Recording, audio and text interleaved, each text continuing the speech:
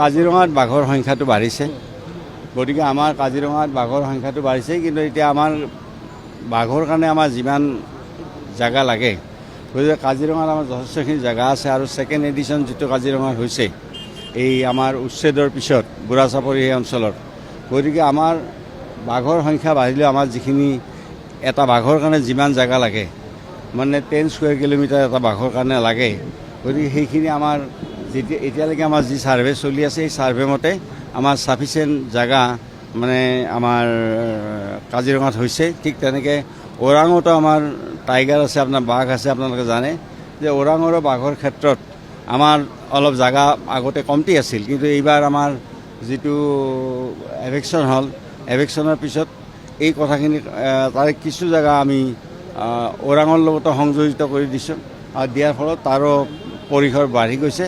গতিকে বাঘৰ ক্ষেত্ৰত বহুত